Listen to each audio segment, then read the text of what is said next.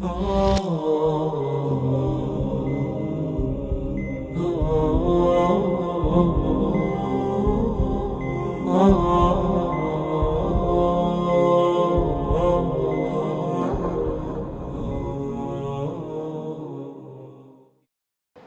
الله الرحمن الرحيم وبه نستعين. عزيزانم لا حلقي يكم لشرح علمي بديع يتدبينين ولا دواي تواكرني علمي معاني وعلمي بيان كادو علمي زوزر وعلمي بلاغي دال بخوتان تزان علمي بلاغي كذا قلت ما دبته سيبش علمي معاني بيان بديع.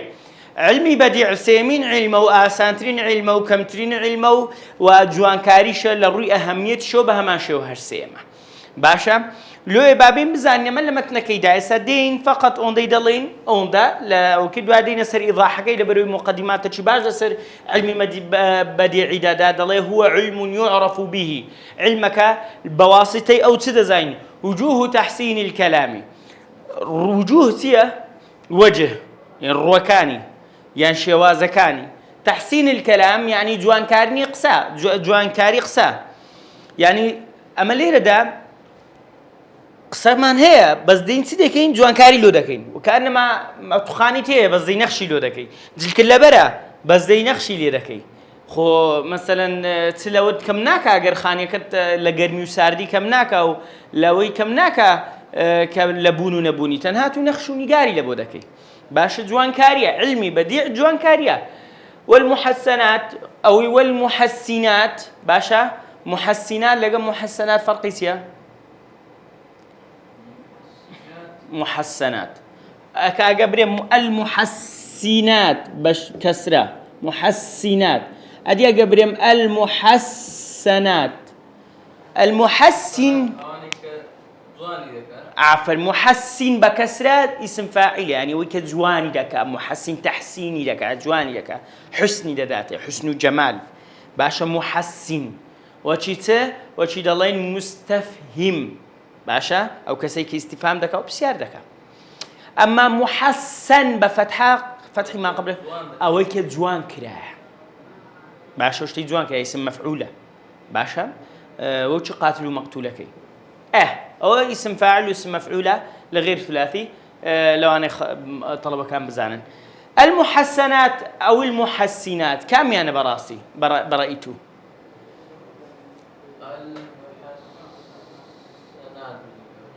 المحسنات محسنات باعتبار لفظك كجوان كرا ونيا باعتبار كلماتك كجوان كرا دكري بام المحسنات ما بس ما بعلمك كمحسنة جوان دكا محسنات بالله باعتبار كلماتك محسن كرا جوان كرا او كلماتاني جوان كرا بام اما بس علمك دكا نوع علمك جوان دكا محسنات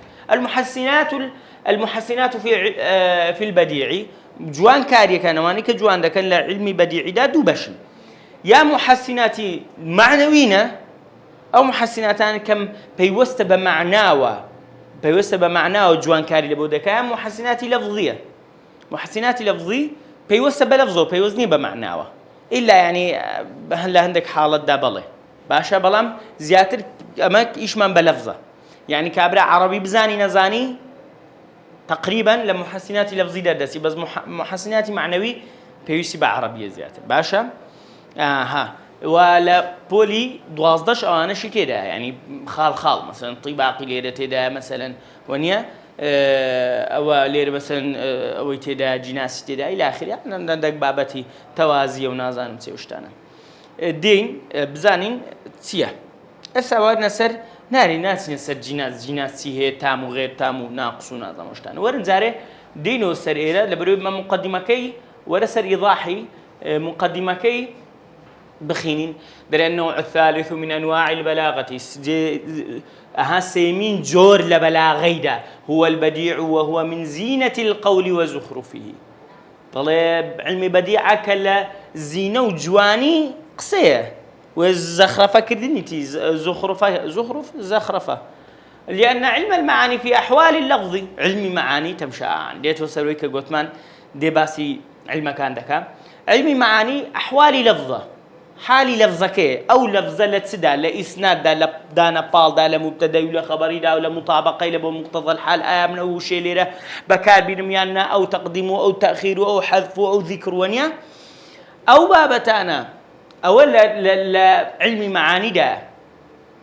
العلمي معانيش براسي روحكي زور بقوته لو زورترين حلقه كان شوان لستبو علمي معاني بو يعني سما او اوي تبدلن او شرحي بلاغي خوما مكاين الشش باش سي باش علمي معاني بو دو باش علمي بيان بو يك باش علمي بديع دبي باشا اها وعلم البيان علم بيان أسلوب من أساليب الإيضاح التي تجلي المعنى وأسلوبك أساليب الأسلوب كانت إيضاح يعني قلت معناته شي كدنو رون كدنو تجلي المعنى كمعنى برز دكاته توضح منزلته وروها منزلته بلو باي بابلين شي دكاته فالمعاني أو علم بيان وعلم معاني دريلو علمي معاني كأصول الشجرة وأغصانها ضل علمي معاني وكرج دار قدكيتي وهو غصن يعني أو سبيدرن لخا كان بس أجوها بهيت يبو علمي مع أو بديع بيان ناميته لو علمي معاني ضل وكوتيا هرسند مع موسى أحمد دستي داري جوان أو جوان ترى داري عقيدة ومقيدة وشتاني كديا درستي شت كديا داري عقيدة بونيا بختي الإنسان أو كاكا أو برقة كانوا بقدك وعلمي معانية باش أو دري غصنا كانوا يعني هاد لقا كان جوي تسونامي دار كانوا دبت علمي معانية فالمعاني كأصول جمعي أصله يعني الرق أصلي شجرة وغصنا كيتي قدو أو كانتي والبيان بمنزلة أوراقها هرتي بيانك يا علمي بيان دلي وشي ورقة كيتي وشي قلايا كيتي باشا وشي قلايا كيتي باشا والبيان بمنزلة أوراقها وعلم البديع بمنزلة زهرها وهرتي علمي بديع بمنزلة وباش بلجيتيا زهرة كيتي قلا كيتي كجواني داتي يتخول الله دارة شي دبيني أجر قلاشي بيوبي كزهرة كي بيويا قلا كي بيو تنجوانا ها مثلا هنارا زود داري كمان هي إسا قل دا تنجواني داتي وهو كالنقش في البيت وكو نخشوا لبيت لمال دا والزينة في اللباس زينة جواني مثلا تو أو قميصة مثلا والله صور سادة يسيبكني نسيتني حتى مثلا تو بانطولا شي دكريش شي بسيطي بيوي يعني تبلوزه شي دكري نفسينه شي جو اوي بيوي ها جوانيه شي ددات السعادنيه وني حتى بكا كملك الى اخره وانا هم زينته هو دكري بيوم له وني بلام او زينته كيتي بمنزل والزينه في لباس الانسان ولانه نوع من التحسين وجورك لتحسين جوان كدن وأول من صنف فيه استا يكم كثكا لو بابتي دا كتابي دانا اتشي عبد الله بن المعتز باشا كصالسن وفاتي كده دوسطو حتى تاريخي عبد الله بن المعتز دون كتاب خوصان وجرمو لو موضوعي يا كميش نكتنيه كمية بابي باسي خويتي كد بيدرن خليفة يكشو يقروزي خليفة يكشو يقروزي يكشو يقروز بو خليفة لنا ينبر هر خادم كاني جماعتي خوان لنا ينبر عبد الله خوناي عبد الله كري محمدي كري معتز بالله كري متوكلي كري معتصمي كري هاروني كري مهدي كري الله بن صفاحي إلى آخره باشا كدستوكن سر نوي عبد الله كري عباس لو خلافة عباسية زي بيغمبر عليه الصلاة والسلام فعبد الله كري معتز خليفة يكشو يقروجي شاعر بوه عبد الله بن معتز يكا كالشعراء عباسي والشعيرة شي باشي بوه يعني لبلا برزة هذا برزة كان بوه بس باشي بوه و كوفاتشي كدو كجرا شاعر كان زور رثائيان لبو كردو زور شعريان لسرقوتو أو كابرايا لآل خليفة جواي أو دامزرينري علمي بديعة كم كتب كعلم بناي بديع داينا لسري سيكتب يبو لكتب كان بديع بو أزال سر أو شو روجي نکتەکەی با لەسەوی بجێڕینەوە دەڵێ زارێکیان کابراێک لە سەردەمی وەڵزان مەهدی بابی هاڕونە ڕەشیدی دەڵێ لە سەردەمی ئەوە کابراێک دەڵێ کاکەم پێغەمبەرم باشە دەڵێ وەڵا ڕاستن شورتەوشە ئەو لە خۆ سەردەمی عەباسی یەکسەر گرتیان گوتی بردیانەکەن خەلیفە گوتی ها ئەتو دەری پێغەمبەرم تیا گوتی لە بۆ چێ نێردرای کوێر گوتی لێتان گەڕا لە بۆ کەس بنێردرێم بەیانی بۆمە پێغەمبەر ئێوارە هەمتان گرت قلت وهل تركتموني وبعثوا لي أحد قلت بعثت في الصباح واعتقلتموني في المساء أوزا أبو نكتة زور بكلم أوزا على أي حال أوش حالي فقيري وشي أو عبد الله يكون معتز بفقيري بياني بوا خليفة شيء كشتيان شهيد يعني كده إن شاء الله أخوة بشهيدي قبولك لبروي بلانا أوزا النووي متوكل شيء متوكل وخليفة بوكا كوري معتصم بوا كبابلين محنتك لسر إمام أحمد لابر محنتي خلق القرآن وجستي خزاعيشي هنا خواري لا كبابلين كوري مامي دكا أو بيشتر خليفة بوا كوري أم مأموني باشا عين جي أهل السنة بوا على أي حال هو نووي متوكل شساني ساق بوا ومعتصم بابشي هل تندخ كالزحم زيت إمام أحمد بس أو بدستوين بوا وزير كان أو بياوتشي شرب ومعتصمها كموقف جواني هي لتاريخ دكات أو سلالية إنساني ساكن عبد الله كري معتزة بابيري متوكلة معتصمة أويا هارون أو سلالية إنساني ساكن والله أعلم بابين بزانين فمن المحسنات اللفظية أو أنا كلام محسنات اللفظية معناتها ليس دين سر جناس أو مقدمة طاب بين سر جناسي كاك دليت بعد دحت من دبي متنكي بخيني لبرم براسي وشبيهم قلت كلمة رد نادي باشا كلمة رد نادم من ليرة دخينم دو عدس مو سري ضاحكش أقدر درج دبتو بس كلمة رد نادي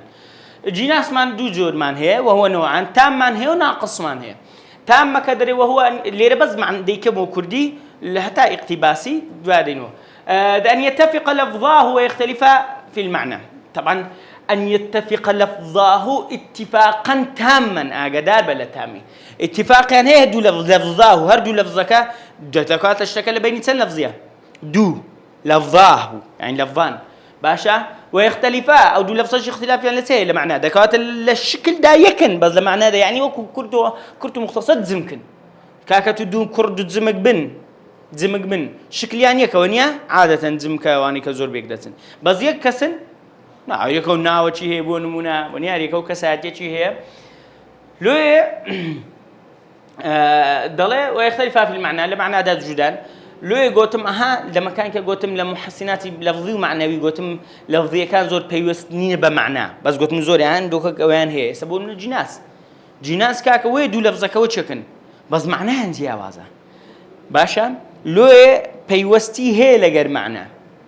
ويوم تقوم الساعة يقسم المجرمون ما لبثوا غير ساعة ليرة خطتش لبن ساعة كم دلقة ساعة دوم ويوم تقوم الساعة أو كاتك قيامة هلدسي تقوم يعني هلدسي ونيا سهلدسي قيامة هلدسي يقسم أقسم يقسم وأقسم بمعنى سندي خوار المجرمون كان قسم دخوان مجرم فاعل بواوكي يقسم ما لبثوا نمانو غير ساعة للدنيا ده هي ساعات نبي نما يتنو للدنيا ده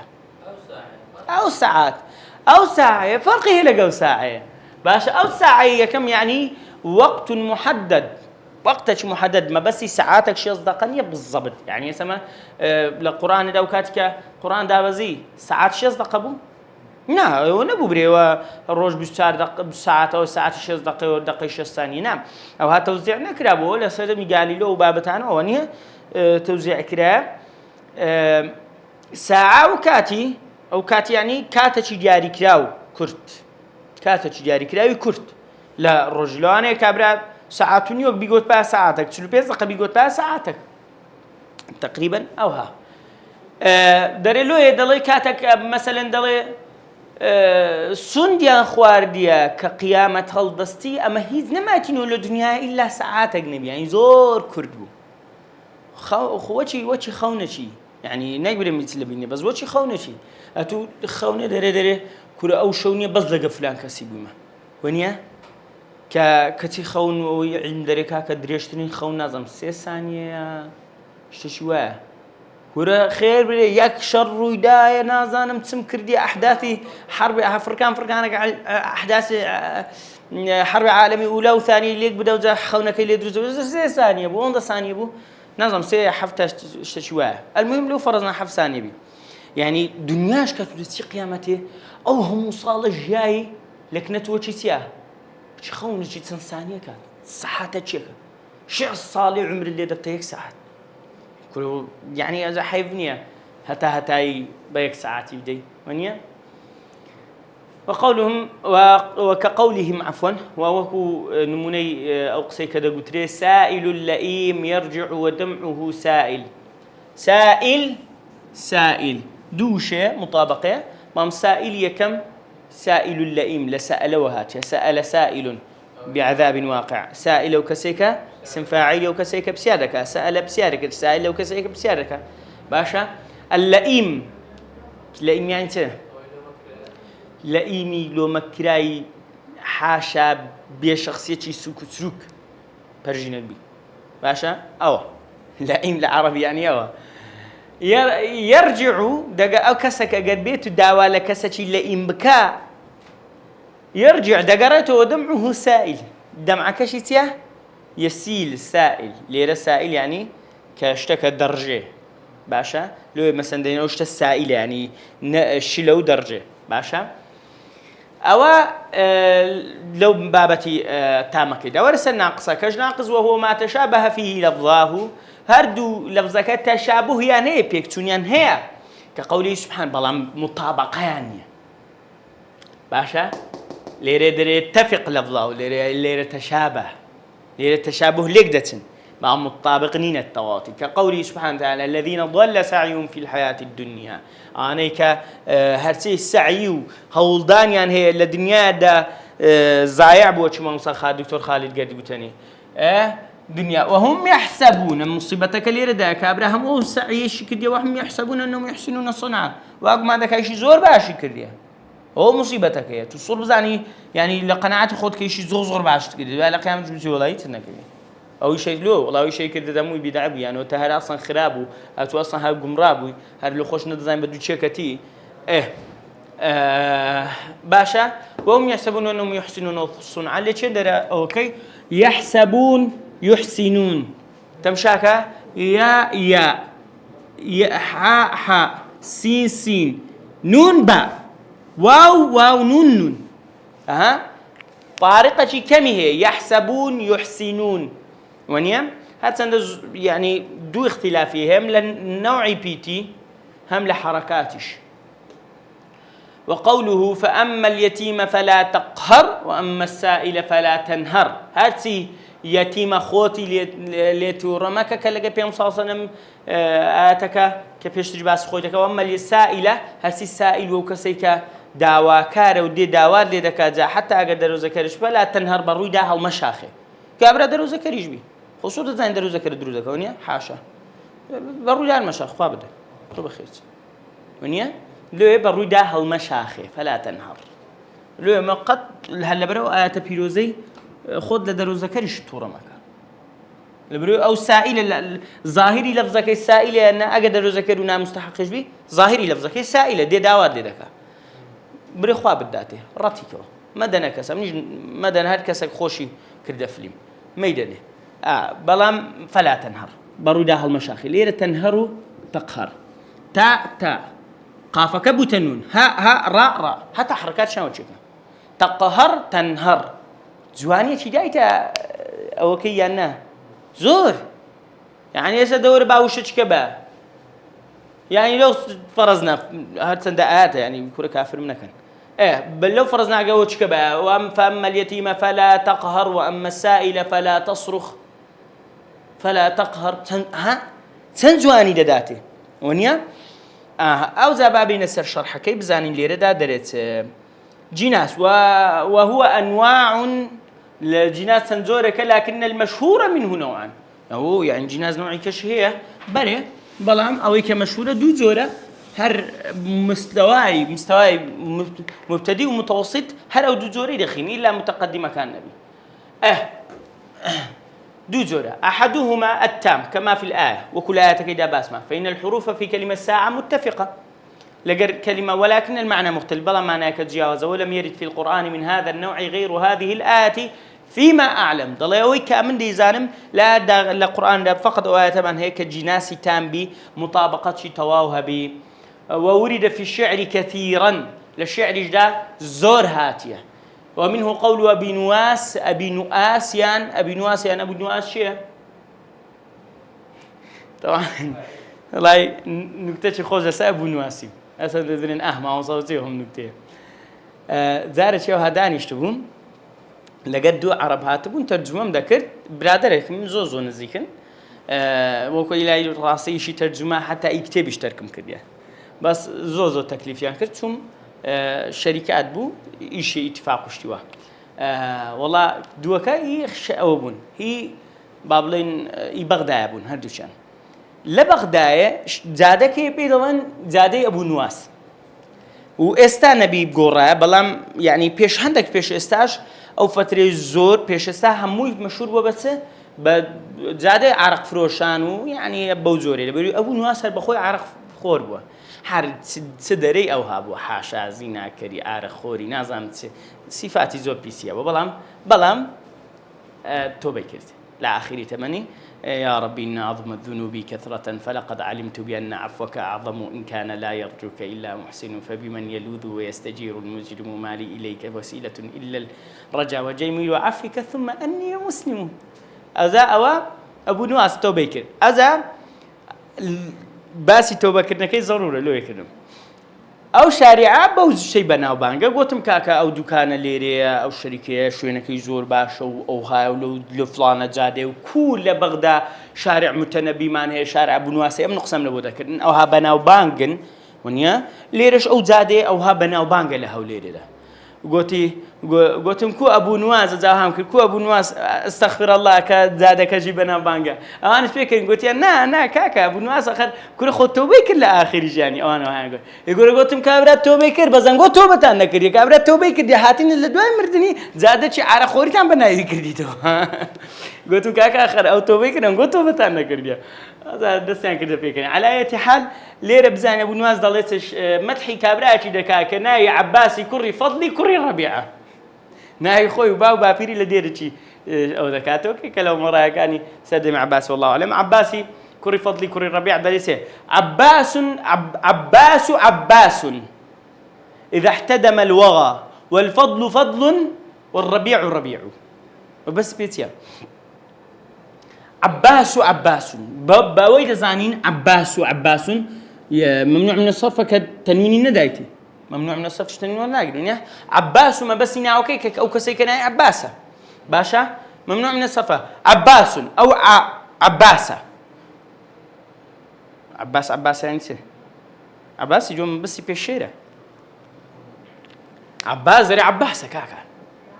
او كسيكنا يشيره كرشيره لعبة من هاتي الصيفية ليرة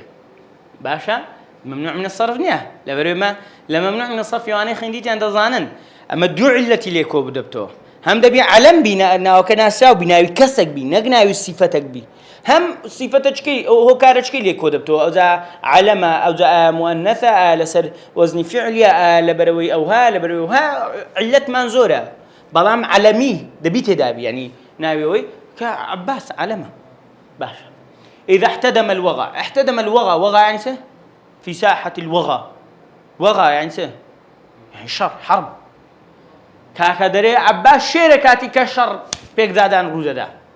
باشا وعباس من العبوس لعبوسته ها كشير خوي تندكا وخوي اودكا ونيا لو هاتيا يككلنا وكان شير صفته كاني والفضل فضل بابي شي كنا يفضل بوا والفضل عباس بن الفضل كاكا فضله هرتاكي خوي فضل تاكي خير وبركته والربيع ربيع بابي شي كنا الربيع بو والله يجهر بهار بو باشە دەکەواتە ناوەکانیان بە سیفەتەوە دەکاتەوە هەر هەمووشان چیە هەمووشی جیناسە جیناس سێ جیناسی تێدا جیناسەکانش تامن یان نە بەسێک ملاحەزە لەبەرەوەی لێرە تەواو دەبێتە سەر جیناسی ناقص باشە مامۆستا ئەلێرە ئەوە ضەمەیە ئەلێرە تەنوین ضەمەیە ئەلێرە ئەلفولام هەیە لێرە ئەلفولام نییە تەنوینە ئەلێرە ضەمەیە ئەوەش باماشەوە ئەلفولام هەیە تەنوین نییە طبعا ئەلفولام تەنوین کۆ نابنەوە لێ ئەلفولام هەیە تەنوین نییە ئەلێرە ئەوڵاوە تەنوین پێ نییە بەس خۆ ئەلفولام نییە ئەتو نەتگۆت لە جیناسی تامیدا دەبی بزڵت بۆ چێک بن جیناسی ناقص چەشیان جیاوازە ئەو لۆ نابتۆ جیناسی ناقص ئەو ملاحەزە مهم بوو باش بەبیرم هاتوو لە جیناسی تامی ئاگادار بە ئەلفولام حساب نییە خۆ ئەلفولام وانە الفلام حساب نییە يعني علاماتی معرفە و نەکیرە و شانێ الفلام حساب نییە با بڵێن حتى حركة إعرابيش حساب نییە لەوێ کەلیمەی لێندەر مەرفوع لێندەر مەجروورە حتى وإذا لا أتكيك دفرمته ويوم تقوم الساعة يقسم المجرمون ما لبثوا غير ساعة ويوم تقوم الساعة ليرة فاعلة مرفوعة بالضمة غير ساعة اللي بندرتيها ساعتي مضاف إليه مجرورة والله أعلم باشا بالضبط غير ساعة ليرة مضاف إليه مجرورة يا باشا تسبكين أويكا تأثيري لناك حركاتي كوتاي واو فاء وأواني كبيوي دنوسي أو سيشتا ألف لام حروف عطف واو فاء وأنا سيم حركات إعرابي أنا تأثير ناك مشكلين باش وكقولي أو شيء دري وكقولي بخوي شيء دكتور شيخ مان طبعا كتبه كده خلينا نبين شيخ مان نانا شيخ مان كابر علي سنة برام وكقولي قولي خم الله يا ظبي الفلا أفلا تضيء مجلسنا إن نجمنا أفلا هو طبعا غزلة مرء كركو غزلي قوتي كركو دبي وش طلعكم هي مزادة كو دبي زمان ده بخوش ده مزادة مدام كابو بريوا إيه أزها كوكيلا بدبي بروش كتابك هي بيخينو بنوسا والله أمدا كلامك اللي روله بينماتو غزل الفقهاء والله أعلم غزل الفقهاء يعني أواني كفقيه بوينا عالم بوينا سنة غزل شان هو غزل ثاني بوصف أفرته باش بس دوزول لو داش من دانا بالضبط الله أعلم لو داش من دانا حتى عليه لبيت شباس ما نكر يك كلا حف فقيه كي مدينة كاتب بيت الشعر غزل كي هبو ونيا كي بس خزان ده الله كو مجدرين الله ونيا كلمة متحة يا ظبي الفلا ظبيتيا يعني أسك أي أسكي أو بيودشتا فلا أفلا تضيء مجلسنا إن نجمنا أفلا ضليه أري أي ظبي فلات أو بيودشتا أفلا تضيء مجلسنا ناي مجلسة كمان رناك إن نجمنا أفلا أجر نجم كمان أفلا يكر أفلا ونيا عفرم أفلا دوم يعني ونبي لا تشند القرآن ده هاتي أفلا خوي أفلا بالله ملبر شعر كيدا اليوم بالله بالضبط قصة كي حضرت إبراهيم كده فرميته ده فرمي فلما رأى الشمس بازغة قال هذا ربي هذا أكبر فلما أفلت ونيا فلما أفل لباري نجم ودوات الدواد تسر قمر ودوات الشمس بعد تجي غلطنا كم لبري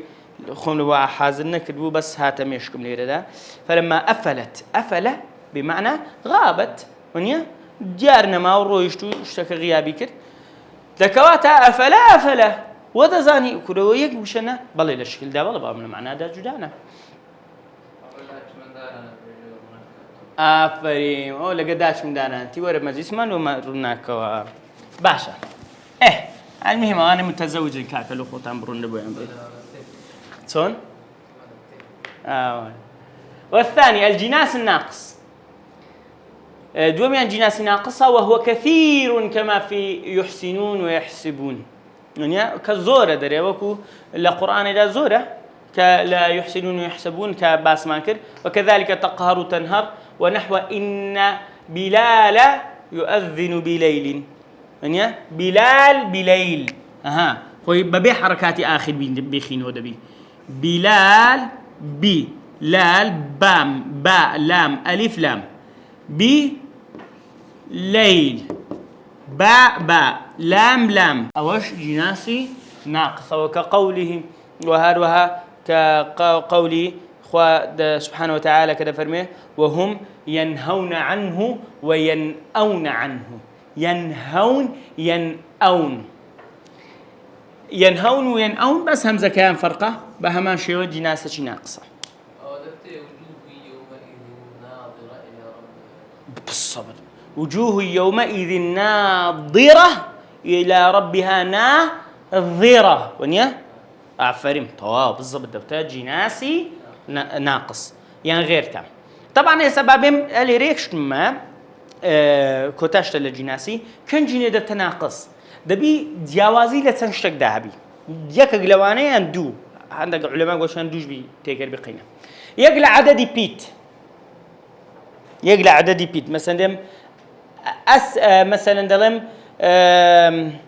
حسد حسود سن يعني فرقه واو لا عددي بيت فرق يعني هي عدد او سي او شارع مثلا او لا عددي بيت لنوعي بيت يعني عدد يعني وشكا حركات يعني وشكا بس نوعي بيتك وشته ينهون ينأون ونيام تنهر تقهر او النوعي بيت دكوات عددي بيت نوعي بيت حركات لحركات ده جاري بس حركه يعني فرقيه بس حركه قلت ماني بيكوتاينا باشا وكوته اسد اسد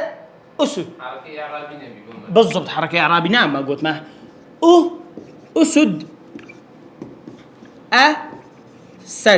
اسد او جناسي غير تام كاتو وضمه وفتحه باش تارم يعني ترتيب يعني مثلا بيتشي دينينا او لا باشا يعني لو فرضنا بريم كاكا حاليا نمونكم لبيش تساونية مثلا ينهون بريم يهنون مثلا بس للترتيب خو بيت حركات يعني يكا عدد بيت يعني يكا نوعي بيت يعني يكا بس ترتيبي تيكردوا او بهما شوه دبتا جناسي غير تام دكواتا او چوار مواصفاته اگر يكا چلو تدابياندو اولو حالتي دا دبتا جناسي غير تامي ناقص باشه ان شاء الله او لجناس اوي چند دقيقه چند بدم سيودو زو تاك دينا سر كوتاي لبروي نظم توكين سجعكي يلا بس سجعكش بنخين ها هل سجع كي لدوايو دري ومنه الاقتباس عفوا اقتباس وليس السجع بوره غلط ما كنت ومنه الاقتباس وروها على اقتباس دا دلت اقتباس خوي اقتباس يعني ورقتن ماشا يعني اقتباس يعني اسمه اكتبي دينم كارتن القرآن ديم او ايش بي اقتباس دي كم دتسم لشتك بكار دين باشا اقتبس وهو أخذ شيء من كلام الله اشتاق ورقري هندق لقصي خوا ورقري يعني لكلام النبي صلى الله عليه وسلم يعني لقصي بيغمر عليه الصلاة والسلام ومزجه مع كلام منظوم أو منثور وتكلك لكلامك لقصة شيء منظوم يعني النظم ما بس الشعر منظوم نظم شعر منثور نثر بخشان ولو مع تغيير يسير أجر قرآن كاريشي كمش تدابكي كقوله يوم يأتي الحساب ما لظلوم من حميم ولا شفيع يطاع كابري القرآن لبربيك سد أو بيت بشتجدتي دزان منيا أعتقد بشتجدتي بالضبط رحمة إخوان لبي أو خالتي رقم 2 لبوداني جناز رقم يشي لبوداني بهرج نوعي اقتباس زور علمي دوما بابتي دوما لعلمي بديع لمحسناتي لفظي بارك الله دست خوش بي ومنه الاقتباس مصوري زيرة كاكا اللي بو إيرا دوري هي برام ضليته بابين السر أوكي اقتباس ضلي ومنه الاقتباس كما في البيت المذكور وكل بيت كيدا كتازة باس مانكر فإنه مقتبس ند مقتبس يعني ورجلاي مقتبس يعني ورجر اسم فاعل اسم مفعول لك من قوله سبحانه وتعالى وأنذرهم يوم الأزفة إذ القلوب لدى الحناجر كاظمين ما للظالمين من حميم ولا شفيع يطاع باشا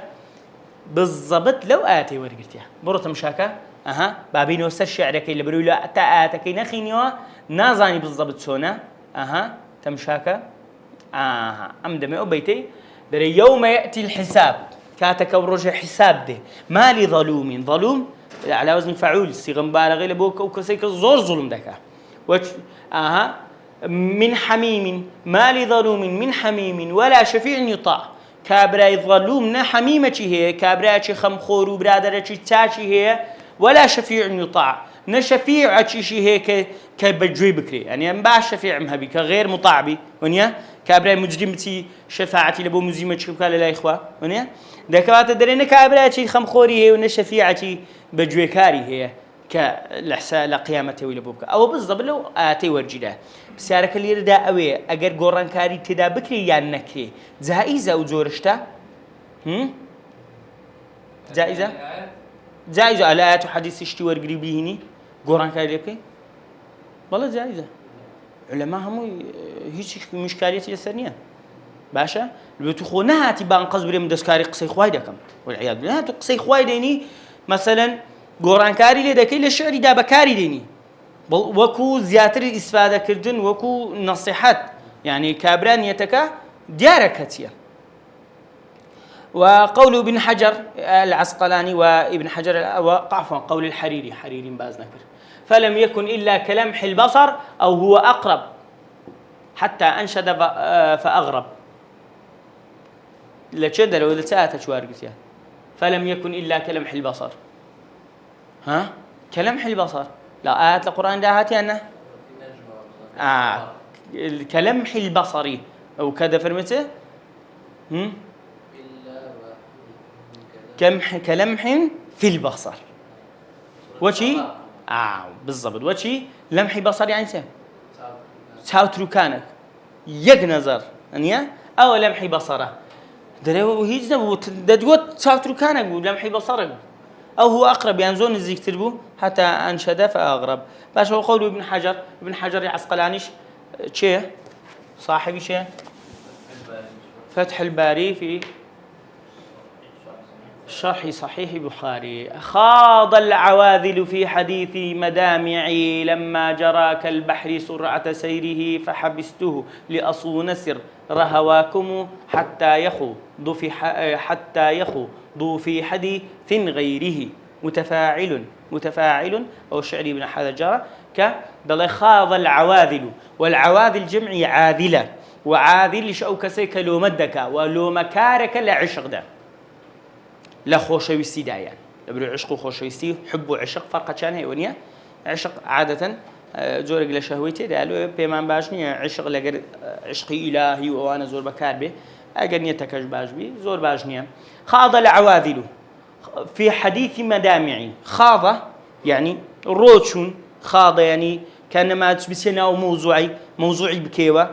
عواذل كانت موضوعة كان كتوا كان كديت شوتر وقصي لسدك ولا كان في حديث مدامعي باسي حديث وباس وخواس وقصيت مدامعي في المسك كان كمن قريا مع عواذل كان شاتنا باسي في المسك كان من دكن لما جرى كاتك مدامع كانوا في المسك كان جرى رويش وكرباري هات أخوار كالبحر سرعة سيره وشي بحري كبسريعي أو مدامع عالم هات أخواره فحبستوه كديتم أوانا وادين قصي لبو دكان أو قريا أو هابو هاتو أو دكا دري فحبستوه مش حبس مكر يعني رام قرد أو كم مدامع مراقرد لأصونة يعني تي لأصانة وهات يعني باراست لأصونة تابي باريزم سر هواكم نهيني خوشويستينغو هوا لا يعني خوشويستي من هوا يهوي يعني يعني سقط بخوي لا أصل كلمة يعني سقط سقوط بك لو يدرين خوشويستيش هوا كما معنى خوشويستي سقوط كردنا جورك لو بابتا سر هواكم ودرهتا بارزغاري لخوشويستين غوب كم حتى يخوضوا في حديث غيره حتى أكو بتسنسر موضوعات كموضوع يعني لك نمي ليرا كان اقتباسك خواري حتى يخوضوا في حديث غيره لشان درهاتي القرآن ده كخواده فرمته حتى يخوضوا في حديث غيره أو كاد فرمي باسي لجر أو أنا دائما شكا سدا سبق خواي جورة درين يعني وتقع حتى مجالس كانش مجالسي نا شرعية عموما حتى مجالسي نا شرعي ونيا طبعا نا شرعي بي ناكريت إنسان لا يندم نشي حتى يخوضوا في حديث غيره حتى أكو موضوع ده قرن ده كواتا جائزة لجريان دانشي بس جائزنية أو موضوعانه لجر باسكيو مزيس أنا غير مكيرش بدي أوها بس سر بلاقيني باشا أجر موضوع شان نقول بيتو مزيسة كيف قرن ده كواتا أو شعري وقولي قولي شيء دكتور عبد العزيز هذا الذي يفتنكم بشعره ونثره يريد أن يخرجكم من أرضكم بسحره مستفعيل أو لسياته قال هذا الذي يفتنكم بشعره ونثره هذا الذي أويك يفتنكم بفتنة عند باول أو عندك بشعره ونثره بشعر نثرك خوي بفتنة عند باول ريت عند يريد أن يخرجكم درتام بك من أرضكم بسحره لزيو مالو حالو خوتان بدرتام بنه بسحركي خوي كشعر نثركيتي بسحركي خوي باش أو الشعر خويتي كان لشان اقتباسك هي يريد أن يخرجكم من أرضكم بسحره لشان قصتي فرعون كاتب خلقك كده قلت يريد أن يخرجكم من أرضكم بسحره ويذهب بطريقتكم المثلى فاجمعوا كيدكم ثم أتوا هو باسي قصي فرعون كاتي كده الله أنا أود وأنا ديانا بس حركي خويا للذكر لما روح حالتان بدرتان بنين وكان ما فرعون زوزو خم خورش في نسحتي عندك باشا أو اقتباسه ليه ده باشا آخر شت كده اللي بنوي دره وقد اقتبس هذه الآيات والتي قبلها غير واحد من الشعراء أو شعري كبخوي كتيوي بيش خوشي دري زوزور لشاعران هي باس شاكر لي دا دين كوتاي حلقة رومان سيشت مانخينت مقدمات له علمي بديع ونيا وجناس تام غير تام يعني ناقص وروها اقتباس شمانخينت درس دا دين الثلاثة ومنه السجع لنسر شجع إن شاء الله تعالى بس أن طالب بها بعد سنة حلقة إن شاء الله علمي بديعي طاده كم بإذن الله تعالى بأخواتنا الأسبرين السلام عليكم